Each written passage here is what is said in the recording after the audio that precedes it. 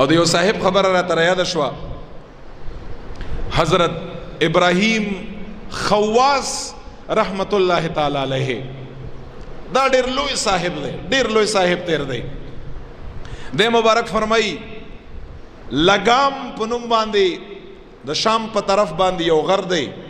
ابراهیم خواص فرمایي رحمت الله تعالی علیه وی چې په دې غره باندې تیرېدم او د انارو ډیر ښایسته ښایسته ونې بوټي په دې باندې داسې یو باغ په شکل کې لګېدلي وو.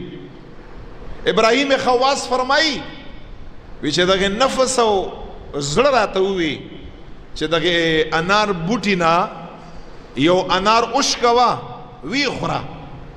د مبارک فرمایي وی چې زه روان شوم قریب شوم دې کې څه خبره نشته، دا جایز خبره ده.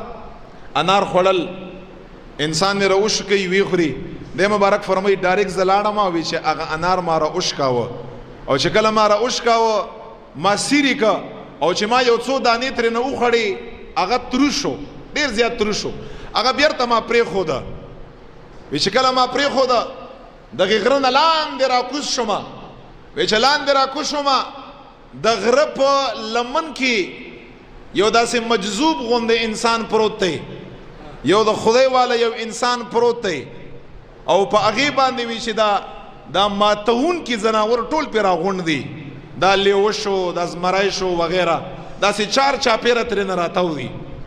وی چې کله زه رالمه ابراهیم خواص فرمایي رحمت الله تعالی علیه وی چې ما په دغه صاحب باندې سلام واچاو، السلام علیکم سلام مې په واچاو. وی چې ما ته جواب کی وی چې وعلیکم السلام یا ابراهیم خواصن، وعلیکم السلام ابراهیم خواص. زه ډېر حیران شوم. ما ورته وفرمایل چې ستا له ما نوم څنګه درځي، ته زما څه پېژنې، ما خو تا سره اول ملاقات دی.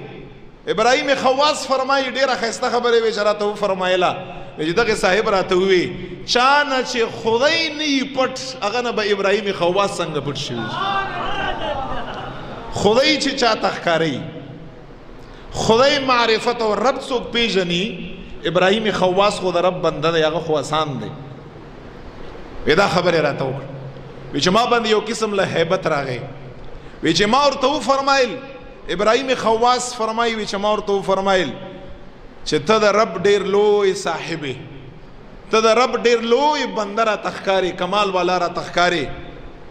وی چې کله چې دا خبره ما ورته وکړه وی دغه صاحب ما ته وفرمایل چې ابراهیم خواصه تم د رب ډېر لوی بنده یې خو یو خرابي چېرې کې نه وی. وی چې زه داسې حیران شوم چې دی مبارک به ما ته څي چې یو خرابي یې کې نه وی.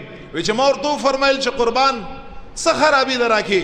وی چې تم د رب ډېر لوی بنده یې خو چې دا خرابي در کې نه وی چې نفس درته څه وایي پوره کوي.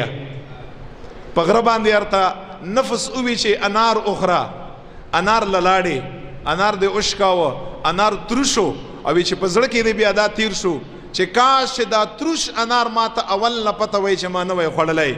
وی چې ما ته وفرمایل چې تروشوالي د وجې نه پرېږدې دا انار د خدای دپاره پرېږده، د نفس د وجې نه پرېږده. وی چې بیا ما ورته وفرمایل چې قربان ما ته دعا وکړه. وی دغه صاحب راته ووي چې ټول د کامیابۍ راز دا دی، دا یاد لره چې کله یو نفس تا نه د یو څیز مطالبه وکړه که هغه ناجایزي هغه په تا باندې لازم دی چې ته د الله د رضا دپاره پرېږدې، او چې کوم یو څیز جایز وي او تا نه نفس مطالبه وکړه او په هغه څیز باندې ستا نفس ته مضبوطوالی میلاوږي، قوت ورته میلاوږي او دغه نفس تا بیا ګناه کې مبتلا کوي. ابراهیم خواص رحمت الله تعالی علیه دام در باندې لازم دي چې رب کائنات د رضا دپاره دغه څیز نم خپل ځان وساتي.